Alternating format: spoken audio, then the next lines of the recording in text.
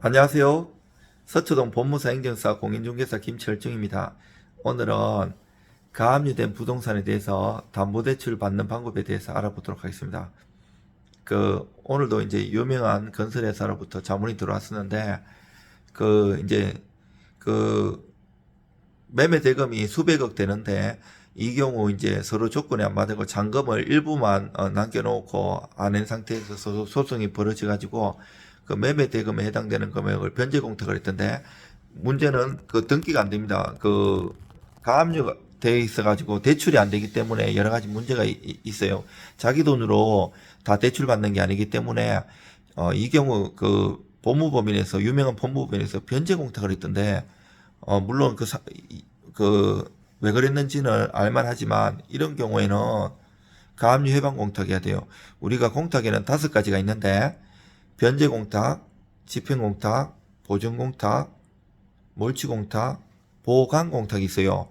근데 이 변제 공탁은 말 그대로 이제 내가 채무 갚을 게 있을 때 공탁함으로써 납입함으로써 변제 효력이 생기는 건데, 요거 말고 그 집행공탁 중에 가압류 해방 공탁이 있어요. 가압류 해방 공탁은 현금 공탁밖에 안 해요. 보증서가 안 돼요.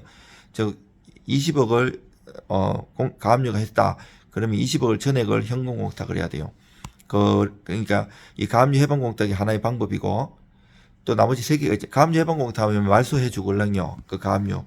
그리고 또 다른 3가지 방법이 있는데, 두 번째가 가압류 이의 신청인데, 이의 신청 이 사유는 제한이 없어요.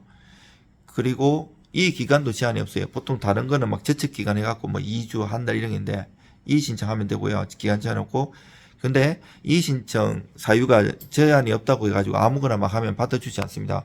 냉철하게 잘 논리적으로 분석해가지고 진짜 그 싸움을 할 때 심장에다 칼을 한 번만에 팍 꼽아야지, 팔다리 아무리 찔러봐야 죽지도 않습니다. 그래서 이렇게 법리에서도 정말 상대방이 거의 한 방에 갈 수 있을 정도로 정확한 논리에 의해서 공격을 해야 되고요. 가압류 이의 신청도 대충 해갖고는 기간만 많이 가고 허송세월만 보낼 수가 있어요. 중요한 거는 가압류 이의 신청한다고 집행정치가 이루어지지는 않습니다. 항상 배당이의 소송 같은 것도 배당이의 소송을 하고 뭐 금액이 낮아도 가단 사건인 건 아시죠? 가소 사건이 아니고요. 배당이의 소송도 집행법원에다가 소재기 증명원을 제출을 하고 그 번호를 내야지 집행법원에서 알 수 있는 것처럼, 이 가압류 이의 신청도 이의 신청했던 것을 집행법원에다가 제출해야지 알 수가 있어요. 항상 이 소송하는 이 본안법원하고 집행하는 집행법원은 같은 법원에 있어도 서로 알려주지 않으면 몰라요. 전산으로 연결되는 게 아니에요. 예를 들어서 서울중앙지방법원 같은 경우도 서울중앙지방법원에서 만약에 신청가에서 가압류를 했으면 집행법원 서울중앙지방법원에다가 사실을 알리는 거예요. 서울중앙지방법원 같은 경우도 소액 같은 경우는 이별관이 있고, 단독이나 합의 이런 거는 종합민원실에 돼갖고 동관과 서관이 있고 또 고등법원이 있고 대법원이 있는 것처럼 달라요.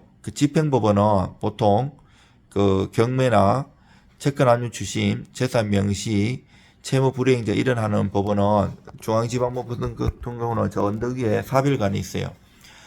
이런 걸 잘 알아야 되고, 또 제가 2개 가르쳐 드렸잖아요. 3번째가 제소명령 신청하는 거예요. 원래 가압류 해가지고 막 골탕 먹이는 경우가 있어요. 가압류하면 소문 다 나걸랑요. 등기부에 떼면 공시되기 때문에 사지도 않고 대출도 안 돼요. 그래서 옛날에는 제소 기간이 보통 10년이었는데 민사집행법이 바뀌면서 7년으로 바뀌었다가 5년으로 바뀌었다가 몇 년 전에는 3년으로 바뀌었어요. 그래서 아니 너 그러면 이렇게 가압류 하지 말고 본안에서 한번 싸워보자 이렇게 하고 제소명령 신청할 수 있고, 4번째가 가압류 취소 신청이 있어요. 가압류 취소 신청의 사유는 3가지가 있어요. 첫 번째가 3년 내에 소재기 안 했을 때, 2번째가 소멸했을 때, 3번째가 채무자가 다른 담보 제공했을 때, 요 3가지 사유를 하는 거고요. 여기에 따라서 각각 요건과 효과 그리고 실무에서 많은 차이가 있습니다. 저는 뭐 상담이든 의뢰를 하시면 죽을 힘을 다해서 도와드립니다. 그렇지만 뭐 그 나라에서 유료 상담하게 돼 있기 때문에 무료 상담을 하지 않고 상담비는 받지만 제가 의뢰를 하면 상담비만큼 빼드립니다. 오늘도 행복한 하루 되세요. 제가 영상은 이게 지금 1234번째인데 구독자 수는 아직 760명입니다. 많이 구독과 좋아해 주시면 제가 힘을 얻어가지고 더욱더 유익한 영상 많이 올리겠습니다. 이상 서초동 법무사 행정사 공인중개사 김철중입니다.